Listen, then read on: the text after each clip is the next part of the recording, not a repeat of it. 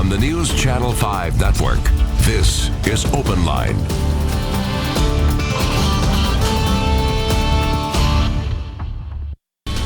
Good evening, everyone. Welcome to Open Line tonight. I'm so glad you're with us. I'm Carrie Sharp. I have my guest tonight is the president of the Nashville Fraternal Order of Police, James Smallwood. James, thank you so much for being here once again. Absolutely, glad to be here. Always enjoy talking to you. And as we were talking before, I have a list of things that I want to ask you, but I do want to reiterate, this is Open Line. This is your chance to call in, ask our guests questions. It is an open conversation for the next hour. The number is at the bottom of your screen, 615-737. Plus is the number to call.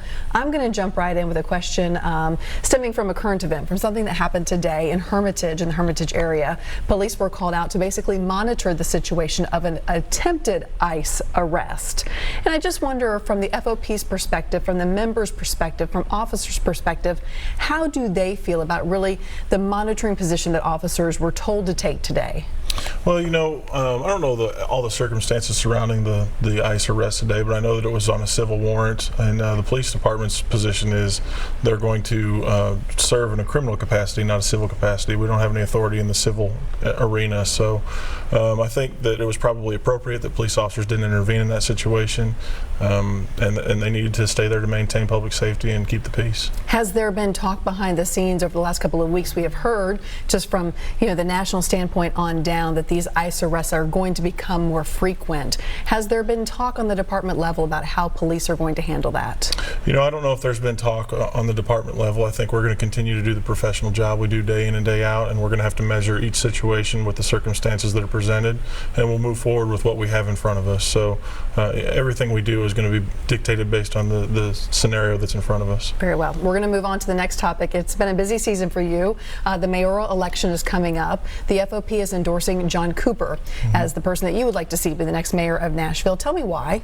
I think the members of the FOP realize that John Cooper is going to have a little bit more of a fiscal management side to him than we've seen in previous mayors. He's promised to make sure that employees are taken care of, that neighborhoods are taken care of, and the first thing you have to do to take care of neighborhoods is make sure that public safety is strong. So we're hopeful that he's going to take care of those issues and make sure that employees are at the forefront, because we've been left behind too long. And I read in an article that we did that you all really felt that his history as a Metro Council member shows this, fiscally conservative side of him. Yeah, certainly. Time and time again, you see John Cooper standing up for fiscal responsibility and making sure that the citizens of Nashville are actually heard, and not just a big business and corporations running into town and taking over. Let's talk about your efforts in this mayoral campaign and giving that endorsement. Have there been other pushes by the FOP to get this out there of who you're endorsing?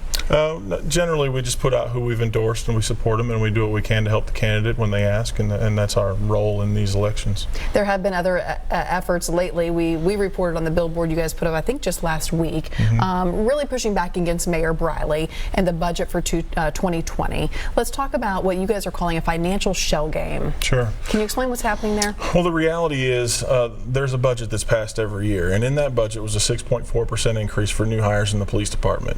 And when you pass that budget, you have to send the money for those new hires to the police department, and that money was not sent. And when our police department's financial division did a review or an analysis of the budget that was sent over to them, they said, hey, we don't have the money here. How are we going to make up this shortfall? Because it's going to become a budgetary issue. The city didn't answer. And so we're saying, hey, you can't keep playing these shell games with the money and saying, oh, we're going to give our new hires a raise, but then we're going to hold our department hostage by not allowing them to hire new hires until they've figured out their budgetary shortfall, and be part of the problem when we're not funding the 6.4% increase. I had Mayor Briley on last week, and I asked him about this because it did time out right with that billboard release. And I want to play what he had to say about the situation from his perspective of what's going on. Everybody this year got a 3% cost of living adjustment, plus they got steps. So probably 70% of our civil servants at Metro got about 5.5% increase this year. So they got total. So the other 30% probably got 3% because they're topped out in their range. So teachers didn't get anything last year, and the rest of the employees got those steps last year. So it's really balancing out so that teachers are kind of getting caught up this year.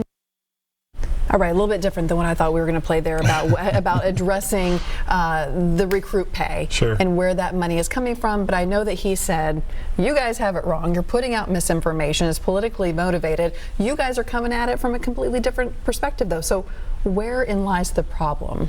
So I'll address that, and then I'll address that. How about that? Fair enough. So yeah, employees got 3%, but we were due 6%. You know, we're already behind the curve. There were promises made, promises broken, and time again, Metro employees get those broken promises sent on to them whenever the city can't pay their bills. Steps are not an option. That's another promise that the city offers to employees when they come here to work. They say over the next X amount of years, you're going to earn this money and you're going to get these increments. Now, our politicians like to use those as points when they come out and stump and say, well, everybody got a raise this year. No, we kept our promise, is what he's saying, and we shouldn't be using those as negotiating tools for our employees. Now on to the 6.4%. The fact of the matter is, the mayor's office and the city did not fund out of the general budget to the police department's budget at the 6.4%.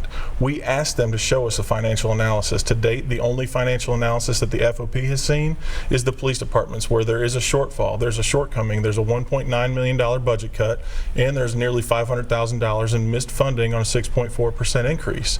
In this booming economy, in a city like this, when we're seeing cranes all over town and people moving in every single day, we should not be seeing $2.5 million cut from the police department budget. We should see more money going into the budget to keep up with the growing population and infrastructure. Does any of it have to do with what the mayor has called the kind of basically he's telling each department to come up with $2 million to kind of put into savings? Does it have to do with that? Well, I know that last year he had targeted savings, and targeted savings is a political fancy word for budget cuts. It's a feel-good word for people to go, oh, they're saving money. No, these are budget cuts. And the police department, I believe, was one of the hardest hit at $1.9 million last year. I don't know what the layout or the landscape is for all the other departments this year, but I would suspect the police department's probably one of the largest hit again this year. So when July 1st happened and the new pay raises, new pay scale went into effect, are you telling me that the new police recruits, the ones in training, are not seeing a 6.4% bump? So the ones in training are, but the police department did not receive the funding from the city to pay. So if we were fully staffed today and we had all those trainees in the training academy, we would not have enough money to pay for that, and we would have a budget shortfall. So yes, the money was made, but the city did not pay the police department to make us whole in our budget every year. And you're telling me that the mayor, the city, has not responded to you raising your hand and saying, whoa, this is not true? Correct. To my understanding, he's not responded to the police department's request for information on how they're going to fix the budget deficit. They certainly haven't responded to ours. The only thing they've said is, we wish you to talk to us first, and they've said it on television. What's the sense that officers have surrounding this? It's just another broken promise from administrations of this city government, and they're getting tired, and they're getting weary of listening to anything that any politician in this city says. Politicians are happy to talk about how important public safety is, but nobody's holding them accountable at the other end of the spectrum when they don't follow through on their promises. We do have a lot to talk about in this next hour. I hope that you will be part of the conversation. Numbers on the screen, 615-737+. We're going to take a quick break, get those calls lined up, and we'll get going here. Stay with us.